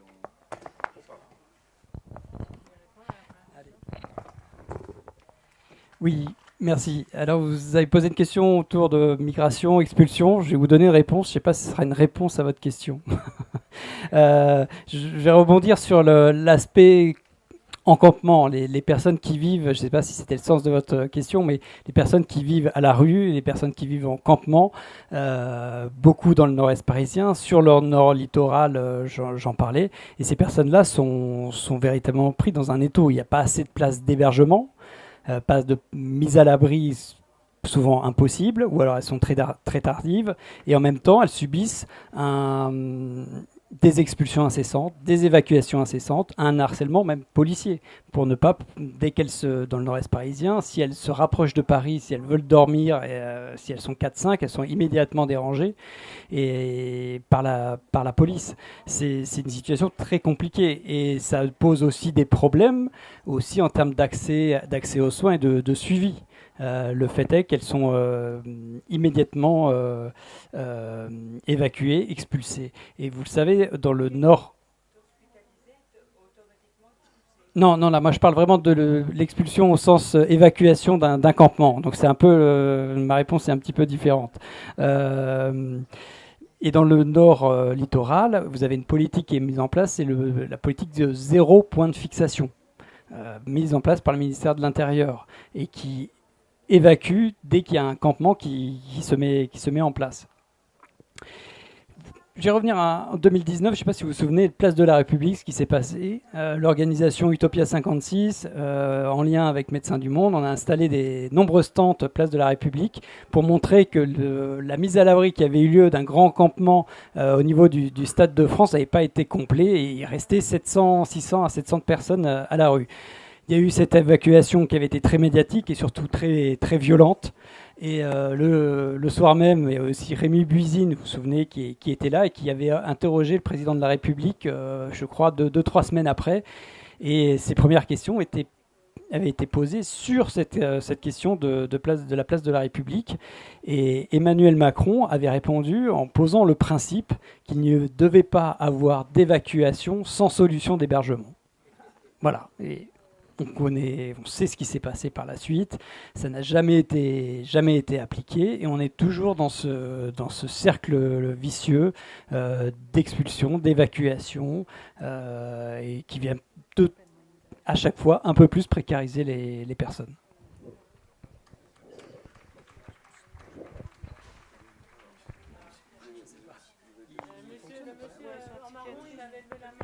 Par contre, il faut vous déplacer. Il y avait aussi une question sur les centres de santé.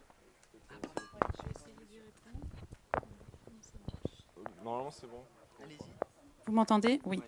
La question va être vite répondue. Vous vouliez savoir s'il y avait des psychiatres ou de la psychiatrie dans les centres de santé. Il peut y avoir un psychiatre en tant que spécialiste qui travaille dans le centre de santé, mais ça n'est jamais l'équivalent d'un CMP ou d'une structure publique. Voilà. Il y a sûrement des centres de santé où il y en a plus que d'autres, mais quand même, c'est comme un spécialiste de ville, pas plus. Voilà. Il peut y avoir des psychologues aussi. Alors juste, je vais dire aussi un mot sur les ARS, puisque la question a été posée. Clairement, on est dans une problématique où les ARS ont été conçus de manière à être les bras armés du ministère de la Santé, et donc ils sont là pour faire appliquer les politiques dont on parlait tout à l'heure, c'est-à-dire une politique d'abord budgétaire, et puis c'est surtout par ce prisme-là qu'ils regardent les choses. Donc effectivement, dire qu'on est des professionnels camemberts, oui, de leur point de vue, on est des graphiques, on est des camemberts, et ça je suis complètement d'accord. Nous, si on arrive au pouvoir, déjà, on veut supprimer les ARS pour ces raisons, mais aussi pour des raisons d'échelle territoriale. La réalité du système de santé au niveau d'une région n'existe pas. C'est-à-dire qu'il y a des disparités qui sont très importantes d'un département à l'autre et des disparités à l'intérieur des départements. Donc de ce point de vue-là, l'échelle départementale est nous paraît beaucoup plus efficace pour calibrer et organiser un système de santé qu'une échelle régionale qui ne correspond pas à des réalités de terrain. Donc ça, c'est la première chose. Donc supprimer les ARS, oui, mais pour faire quoi? Pour faire un système qui soit non pas descendant, c'est-à-dire le ministère, les ARS, et on applique sur le terrain ce qui a été décidé en haut, mais ascendant. On part d'unités territoriales de santé, on ne va pas réinventer la roue, il y a des CPTS qui sont en train de se mettre en place, il y a d'autres structures qui sont en train de se mettre en place, on s'appuie dessus, on y ajoute pas seulement les professionnels de santé, mais aussi les élus locaux, mais aussi la sécurité sociale, etc., etc., pour définir les besoins dans chaque territoire, qui remontent au niveau des unions départementales de santé, et le rôle du ministère, c'est de répondre à ces besoins, et pas d'imposer sa réalité aux professionnels de terrain. Voilà comment nous, on imagine les choses si on arrive au pouvoir pour changer le paradigme qui est aujourd'hui en place au niveau administratif. Oui, c'est largement... oui, bien sûr. Tout à fait. C'était déjà par département, mais là, vraiment, c'est la logique ascendante qui est importante. Oui. Alors... Oui, depuis le début, j'étais au fond, mais vous ne pouvez pas me voir parce que voilà, j'ai vu. Bon, alors, moi, il se trouve que je suis psychiatre et pédopsychiatre, donc c'est vrai, je fais le lien avec ce que vous disiez. Le problème, c'est qu'il n'y en a plus de paix, il n'y en a plus. Donc c'est un vrai problème, ça c'est un aspect. Pour revenir à ce que vous évoquiez, Pascal Lejeune, là, au niveau des infirmières, alors il n'y a pas longtemps, moi j'habite en Creuse, et il y a eu des tables rondes, parce qu'il y a eu une grosse manifestation d'étudiants en médecine qui étaient là, donc il y a eu des tables rondes pour justement sensibiliser les étudiants à la médecine rurale, ce qui était assez intéressant. Alors en effet, que disaient les étudiants? Ben nous on veut une vie à côté, enfin voilà, hein, d'accord. Mais ils nous racontaient aussi que les discours, il y avait des étudiants qui étaient à la fac de Reims, et le discours des profs, pour certains, c'était... Si tu ne travailles pas bien, tu iras travailler en Creuse. Voilà. Un discours déjà discriminatif. Non, déjà discriminant. Bon. On a eu des retours d'expérience de jeunes médecins installés et des femmes installées, par exemple, sur ce qu'on appelle le plateau, là en Limousin, enfin bon, qui étaient enchantés de leur installation et le retour d'expérience et de l'organisation dans des maisons de santé. Alors par contre, entre les centres de santé et les maisons médicales, ce n'est pas tout à fait la même chose. D'accord. Par contre, en effet, le problème du paiement à l'acte des médecins, les médecins, le temps de coordination, jusque-là, n'était pas pris en compte. Avec ces maisons de santé, il y a donc un financement, théoriquement, pour ce temps de coordination qui faisait, on va dire, à perte, entre guillemets, puisqu'ils sont payés à l'acte. Donc ça, c'était nouveau. Par contre, il y a beaucoup de maisons médicales qui ont été ouvertes, mais ce sont des coquilles vides, parce qu'il n'y a pas les médecins. Donc c'est un vrai problème. Alors l'idée, en effet, c'est de sensibiliser les jeunes médecins, non pas simplement à la médecine de ville, mais à la médecine rurale. Alors il y avait des idées intéressantes du style, les étudiants en médecine, ils aiment bien se retrouver le soir, de créer un internat rural. Voilà, bon, c'est des choses pas très compliquées à faire. Et donc, il y a quand même des maîtres de stage maintenant. Moi, j'ai connu la première année du numerus clausus. D'accord ? Ça veut dire qu'à l'époque, qu'est-ce qui se disait ? Pour réduire les dépenses de santé, on va réduire l'offre de soins. Si on réduit les médecins, il y aura moins de dépenses. Tout faux. Il y en a eu encore plus pour des raisons diverses. Il y a aussi toutes les pathologies environnementales. Donc, ce qui est intéressant dans l'avenir en commun, c'est le PNSE, le plan national de santé environnementale, avec toutes ces pathologies chroniques qui coûtent la peau des fesses et qui font péter le système de sécurité sociale. Après, il y a les fameuses mutuelles, mais c'est des parts de marché, mais énormes. Mais vraiment énorme, c'est des milliards et des milliards, forcément que ça intéresse le privé. Donc on est dans ces logiques partenariat public-privé. On pensait que Macron, au moment du confinement, avait redécouvert l'État-providence. Et je ne sais pas si vous vous souvenez, le directeur de l'ARS, je ne sais plus, Alsace, on l'avait questionné là-dessus en disant mais ça va continuer, le partenariat public-privé. Il avait dit oui, il s'est fait virer. Quoi. Bon, il avait dit que la vérité. Quoi. Alors pour revenir aux infirmières, donc moi, il y a ces fameuses infirmières de pratique avancée que vous avez évoquées, qui semblent tout à fait intéressantes pour les pathologies chroniques. Par exemple, quelqu'un qui a une pathologie chronique, des problèmes de tension, quand il va chez son médecin, qu'est-ce qu'il fait le médecin ? Il prend la tension, il discute, ça va, il renouvelle l'ordonnance. Ben, attendez, si tout va bien, l'infirmière est en capacité de faire ça. Par contre, si elle détecte, ou si il détecte, il y a aussi des infirmiers, quelque chose d'anormal, il oriente vers le médecin. Alors ça semble être une idée intéressante pour soulager à la fois le travail du médecin et en plus les tâches administratives. Donc quand il y a les maisons de santé, il y a une organisation, c'est ce que disaient les jeunes médecins, qui étaient des femmes en plus, d'accord, puisqu'on a parlé de la féminisation des professions, qui disaient on a une organisation, on a un travail formidable, elle disait. Non, mais vraiment, elle disait ça, une qualité relationnelle. Alors, c'est sûr qu'elles sont les bienvenues. Les patients les attendent, bien sûr. Et donc, organisation avec des moyens au niveau secrétariat, au niveau relations avec les infirmiers, avec les kinés. Donc voilà, un vrai travail comme on l'évoque là. Alors, je suis un peu étonné qu'on parle presque d'acte illégal de la médecine quand on est dans ces... Ça existe, ça, les infirmières de pratique avancée. Pour les surveillances de diabète, pour les surveillances comme ça. Nous, on a des infirmières dites azalées. Enfin, alors, attendez, je vais vous répondre tout de suite. Aujourd'hui, on a 47 infirmières de pratique avancée. Voilà. Vous croyez qu'ils vont résoudre tous les problèmes de santé à 47 infirmières de pratique avancée ? Déjà. C'est qu'un début. Non, mais c'est qu'un début. Mais je veux dire que nous, déjà... je ne sais plus de quoi vous parliez juste avant, sur les maisons de santé. Mais oui. Alors, les maisons de santé, nous, on fait des cabinets pluripraticiens avec médecins, infirmiers, kinés, orthophonistes, enfin bon, avec qui ça marche très bien parce que justement, on est en proximité, on travaille ensemble, on prend en charge nos patients ensemble et ça marche très bien. Oui, mais il y a un financement aussi pour les temps de coordination normalement. Une maison de santé, ça doit être ça. Si c'est juste une juxtaposition de professionnels, c'est pas une maison de santé. Moi, j'ai vu, par exemple, une maison de santé où ils ne faisaient pas le travail de coordination et ils se partageaient la subvention à la fin de l'année. Vous voyez ce que je veux dire ? Oui. Bon. Okay. Logiquement, c'est ça l'idée. L'idée, c'est ça. Mais quand je vous parlais d'exercice illégal de la profession, c'est vrai. Aujourd'hui, c'est vrai. Tant qu'on n'aura pas accepté de partager des compétences via des protocoles, par exemple, donc de mettre des protocoles en place, ça... Il y a du travail à faire avec les médecins, quoi. Mais on travaille avec les médecins. Oui, mais c'est pas gagné.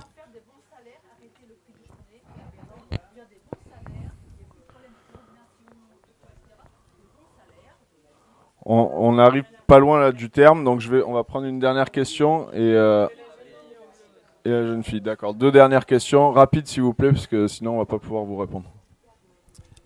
C'était pas vraiment une question, ça va économiser la réponse. Ça marche plus ?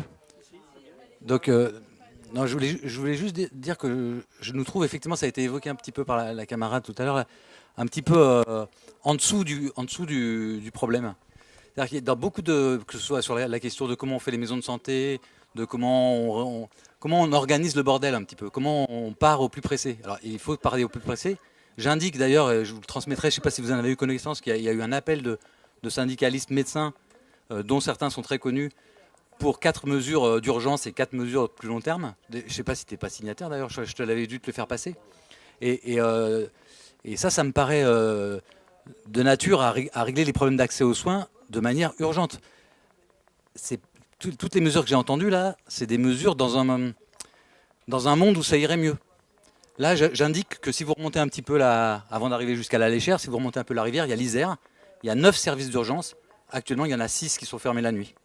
Au centre 15, nous, c'est pas 3 quarts d'heure d'attente, c'est facilement 2h30, 3 heures. Et on fait faire aux patients 40 km pour aller trouver un médecin. Donc on est dans une telle situation. Voilà. Donc 6 services d'urgence fermés après 20 heures dans le département de l'Isère sur 9. Et encore, il y a le CHU qui est encore un peu ouvert. Et c'est les 2 plus petits, dans un département d'1,5 million d'habitants. Je vais donner 3 chiffres et après je me tais. En 1973, on formait 50 000 étudiants en deuxième année. Il y en a 50 000 qui passaient en deuxième année, dans un pays de 47 millions. Aujourd'hui, on est à 10 000, dans un pays de 67 millions. Alors, les choses ne sont pas comparables comme ça, mais ça donne quand même une petite idée. 10 000. On a augmenté la productivité des médecins maintenant, ça va plus vite. On a un peu diminué leur temps de travail, comme tu l'as évoqué. Mais ça vous donne une idée, c'est une volonté. Depuis 1945, on a eu la volonté. Alors moi, je ne suis pas trop d'accord sur l'appréciation sur la création de la Sécu, ça remonte un peu avant, mais en tout cas, cette Sécu, c'est chacun reçoit selon ses besoins et chacun donne selon ses moyens. Et sur le chacun donne selon ses moyens, on est très très loin du compte là. Et sur le chacun reçoit selon ses besoins, vous avez évoqué, je ne reviens pas. Mais ça, c'est par rapport à toute la discussion qu'on a eue, il me semble que le premier truc à faire, et je pense que je te rejoins, et je rejoins aussi le camarade sur les ARS et tout ça, le premier truc à faire, et on ne le dit pas, c'est de dégager les 20 lois depuis 1995 qui ont été pondues. C'est le premier truc à faire. Et tu reviens, dégage. Mais on ne le dit pas, ça. Je veux dire, la directive 92 de l'Europe, 92 CEE 49, c'est privatisation des systèmes de santé. Mise en concurrence dans les États membres et tout ça. 96, on l'a appliqué avec le plan Juppé. Et il y a toutes les mesures qui sont en ce moment qui s'appliquent. Elles sont déjà écrites dans les 3 ordonnances Juppé. Donc si on ne parle pas de ça, on va se prendre les pieds dans le tapis. Et je pense que là, on est dans une organisation politique. On n'est pas en train de faire fonctionner un système de santé vérolé de A jusqu'à W. Parce qu'il y a encore des trucs qu'on fait bien. Et je conclurai justement, juste sur cette phrase sur l'accès aux soins, parce que tu as dit 6 millions de... C'est pas 6 millions, hein, 6 millions c'est en Ile-de-France. En France, c'est 12 millions. Quand on est sorti, comme les dames de l'hôpital, comme dit la chanson, sur les ronds-points des Gilets jaunes, on a vu que tous les gens qui ne viennent plus à l'hosto. Et donc, on peut pas, je ne peux pas passer une conférence sur les déserts médicaux en discutaillant sur le système de la clé de répartition, capitation ou à l'acte, tout ça, tu vois. On n'en est pas là. Excusez-moi d'avoir été un peu long. Et la Creuse a fait partie des 3 départements pour les missions Juppé, pour les coupes sombres dans les budgets à l'hôpital. Le dernier truc que je voulais dire, une anecdote, parce que... On a presque fini le temps de parole. Oui, mais quand on m'a dit la Creuse, tout ça, j'avais été reçu par Bernard Kouchner en 2001, soi-même. On lui avait dit avec une délégation de syndicalistes, si tu veux régler le problème, double le numerus clausus à Limoges, double à Poitiers, double à Tours, et c'est bon. Et le plus grand désert médical reste Paris quand même. Tout à fait. Merci. Désolée, mais ça fait aussi un moment que je lève la main. J'avais juste une remarque sur les ARS parce que je suis attachée parlementaire d'une de nos députées et on a fait une visite dans un hôpital de proximité l'autre jour qui est à limitrophe de 3 départements et 2 régions.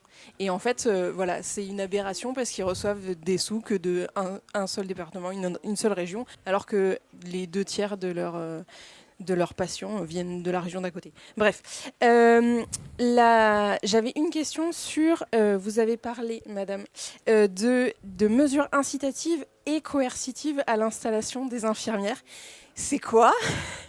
Comment vous faites pour qu'il n'y ait pas de désert infirmier? Et est-ce qu'on peut appliquer ça aux médecins?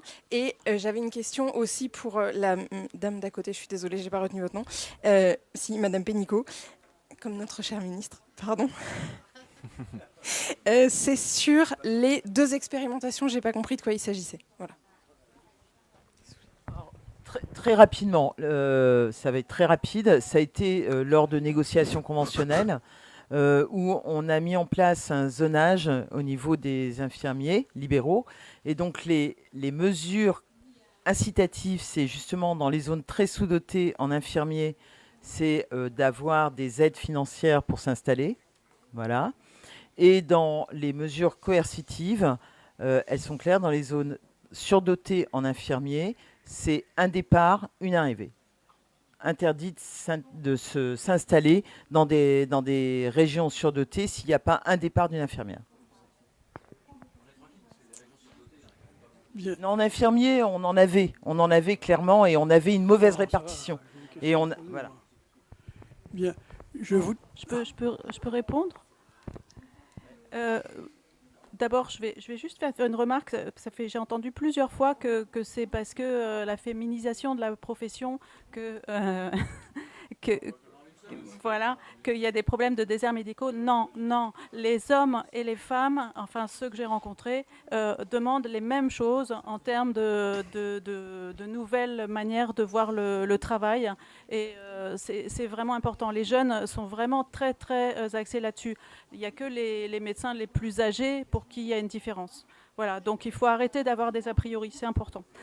Je dis ça en tant que femme. Bien, est-ce que je peux parler? Non, parce que, attendez 2 secondes, s'il vous plaît. Donc, on m'a demandé de repréciser les expérimentations.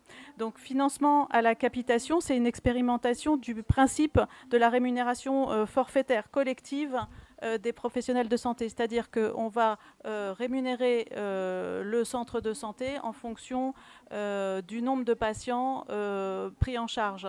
Par exemple, combien de patients médecins traitants en ALD, combien de patients médecins traitants enfants, combien de patients médecins traitants de tel âge, enfin personnes âgées, etc., en fonction même des types de pathologies. Et il va y avoir une rémunération qui va tomber pour les centres proportionnelle au nombre de patients. Et pas du tout à l'acte. Il n'y aura plus de financement du tout à l'acte. Donc voilà, c'est à l'essai. En ce moment, ils comparent les 2 modes de rémunération et ils sont en train de remarquer que ça permet d'avoir des financements, permettent d'embaucher des psychologues, embaucher des diététiciennes et des professions non rémunérées, de faire un peu plus de social. Et finalement, et puis des infirmières azalées qui sont en ce moment plutôt sous-payées, des infirmières, et de faire avancer le schmilblick, c'est-à-dire que les patients sont mieux pris en charge pour moins cher.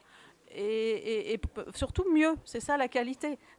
Donc voilà, ça marche. Et le deuxième, c'était la médiation en santé, les centres de santé participatifs, c'est-à-dire qu'il y a des centres de santé qui sont vraiment orientés sur la prise en charge des gens qui sont précaires ou sans papier. Et donc là, il faut les financer autrement puisqu'ils n'ont pas de papier. Donc pas de consultation, même pas d'AME. Donc voilà, c'est un statut différent et voir si ça a un intérêt. Donc il y a quelques centres de santé comme ça en France et même les centres de santé classiques, disons, peuvent se déclarer centres de santé participatifs avec des financements particuliers pour développer cette activité. À vous, monsieur. Voilà. Oui, je veux parler d'un problème qu'on n'a pas du tout évoqué là, ce soir. C'est les soins à domicile, c'est-à-dire par des personnes qui s'occupent de leur famille. On ne s'en est pas du tout préoccupé. J'aimerais savoir s'il y a quelque chose qui est prévu au niveau du programme de LFI ou autre à ce sujet. Comment on peut aider les gens à domicile, outre les aides qu'ils peuvent avoir dans le cadre des infirmières à domicile, etc. Comment on peut faire pour les aider? Parce que c'est un travail colossal. Quand vous avez à vous occuper de ces gens, quand ils sont handicapés, c'est terrible.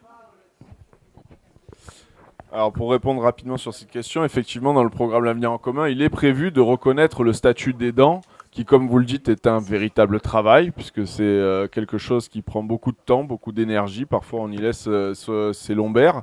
Et donc ce statut doit amener aussi à une rémunération. Voilà, donc à partir du moment où on reconnaît ce statut d'aidant, on peut débloquer ça, on peut débloquer la rémunération et on peut réorganiser le système de prise en charge de la dépendance, pas seulement dans les structures d'EHPAD qu'il faudra développer, les EHPAD publics, mais aussi vers ces statuts d'aidant et les reconnaître. Ça, c'est une première chose. Rapidement, pour revenir, tout à l'heure, on parlait un peu des hôpitaux de proximité. C'est vrai que là, on n'en a pas trop parlé. Puis, il y a une conf demain sur l'hôpital que je vous encourage à voir, qui a lieu à 13h30 ici. Clairement, dans la problématique des inégalités d'accès aux soins, on ne peut pas occulter la dimension des hôpitaux de proximité, des services d'urgence, des maternités qu'on est en train de fermer partout. Parce que c'est quand même la porte d'entrée qui restaient ouvertes quand on n'avait plus grand-chose à côté. Et aujourd'hui, on est dans des logiques de groupement hospitalier de territoire, ça c'est le terme des technos pour nous vendre une réalité abominable, c'est-à-dire qu'en réalité, on ferme le service d'urgence, on ferme la maternité du service de l'hôpital de proximité, on regroupe tout dans des superstructures qui sont de plus en plus grosses et qui dysfonctionnent parce que plus une machine est grosse et plus il y a de rouages qui peuvent s'enrayer, et on se retrouve avec des réalités, c'est que les gens font de plus en plus de kilomètres pour aller aux urgences, à la maternité, etc. Donc ça fait partie effectivement de la problématique d'inégalité d'accès aux soins et auquel on répondra de manière urgente parce qu'il y a un plan nécessaire pour tous les hôpitaux publics qui doit être mis en place de manière extrêmement rapide. Là, on est en train de voir le système s'effondrer. Littéralement, c'est le thème de la conférence de demain, je ne vais pas m'étendre là-dessus, mais on est en train de voir ce système s'effondrer. Il ne faut pas sous-estimer cette réalité. Et peut-être du coup une dernière chose par rapport au centre de santé, on en a parlé tout à l'heure, mais j'aimerais quand même redéfinir un peu notre idée. Ces centres de santé, dans notre idée, donc poussés par la puissance publique, financés par la sécurité sociale, doivent être des lieux de formation privilégiés. Et ça, c'est aussi un objectif d'avoir des médecins qui sont dans des réalités qu'ils ne connaissent pas, dans des milieux qu'ils ne connaissent pas. Si vous les enfermez dans les enceintes des hôpitaux qui sont dans les centres-villes des grandes villes, forcément, il ne faut pas vous attendre à ce qu'ils aillent vers des réalités qu'ils ne connaissent pas. Donc ça fait aussi partie des choses de créer ces centres de santé, de mettre de l'hébergement collectif, ce qu'on appelait les internats. Il faut qu'il y ait l'envie de vivre aussi. Voilà, on ne peut pas juste régler cette problématique d'inégalité d'accès aux soins avec des coups de baguette magique. Il faut qu'il y ait un réenchantement de tous les territoires qui sont aujourd'hui abandonnés. Et là, je reviens sur ce que je disais tout à l'heure par rapport au service public. On ne sortira de cette situation que si on redéploie la puissance publique sur tous les territoires nationaux. Voilà, merci beaucoup. On va arrêter là parce qu'on est un peu en retard. Désolé. Si vous voulez, on est disponible. Enfin, je ne sais pas pour les autres, mais moi je reste disponible si vous avez encore des questions, vous voulez discuter.